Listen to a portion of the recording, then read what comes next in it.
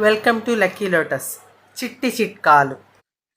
మనం రొట్టెల కోసం కానీ చపాతీల కోసం కానీ గోధుమ పిండి కలిపి పెట్టి తయారు చేసుకున్న తర్వాత ఫ్రిడ్జ్లో పెడితే ఒక్కొక్కసారి నల్లబడుతూ ఉంటుంది. అలా నల్లబడకుండా తాజాగా ఉండాలంటే ఆ పిండి మీద ఒక పొరలాగా కొంచెం నూనె రాసి ఏదైనా బాక్స్లో ఎయిర్టైట్గా పెట్టి ఫ్రిడ్జ్లో ఉంచినట్లయితే పిండి రంగు మారకుండా తాజాగా కనిపిస్తుంది, తెల్లగానే ఉంటుంది. వంట ఇంట్లో బొద్దంకులు చేరకుండా ఉండాలంటే తలుపుల గొళ్ళాల మీద, కిటికీ కమ్మీల మీద సాధారణ ఉప్పు లేదా టర్పెంటైన్ ఆయిల్ చల్లితే సరిపోతుంది. నిమ్మకాయలోంచి రసం తీసిన తర్వాత చేదెక్కకుండా ఉండాలంటే ఆ రసంలో కొంచెం ఉప్పు వేస్తే సరిపోతుంది. వంటగదిలో పనిచేసి చేతులు ఎంతో గట్టిగా తయారవుతాయి.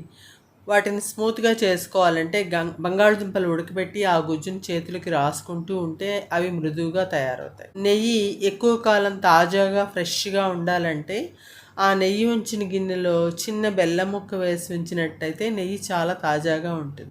కవర్ మీద రాసిన అడ్రస్ రవాణాలో చెరిగిపోకుండా ఉండాలంటే దాని మీద ఒక సెలోఫెన్ టేప్ అంటిస్తే సరిపోతుంది.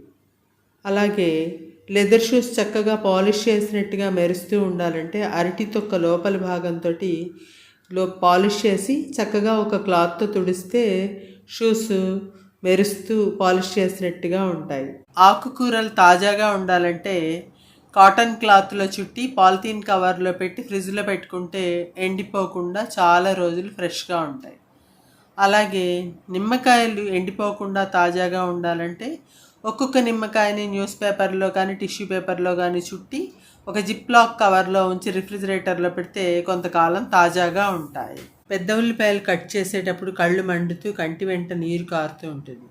అలా కాకుండా ఉండాలంటే కట్ చేసే ముందర ఆ ఉల్లిపాయలని కొంచెం సేపు నీళ్ళలో తరిగినట్లయితే అప్పుడు అలా జరగదు.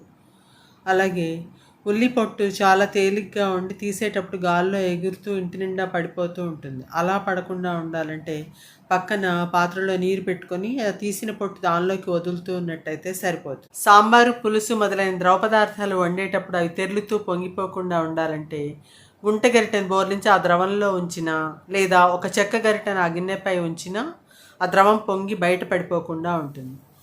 అలాగే కూరలు వండేటప్పుడు గిన్నె అడుగంటి కూర మాడిపోకుండా ఉండాలంటే ఆ గిన్నెపై ఒక మూత నుంచి దానిలో కొంత నీరు పోసి స్టవ్ సిమ్లో ఉంచి ఉడికించినట్లయితే కూర మాడిపోకుండా ఉంటుంది, గిన్నె కూడా అడుగంటకుండా ఉంటుంది. కొంతమంది టీ తయారు చేయడానికి పాలు, పంచదార, టీ పొడి అన్నీ కలిపి ఒకేసారి స్టవ్ మీద పెట్టి కాచుకుంటూ ఉంటారు.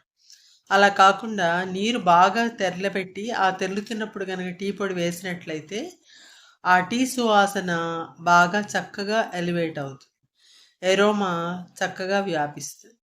Thank you.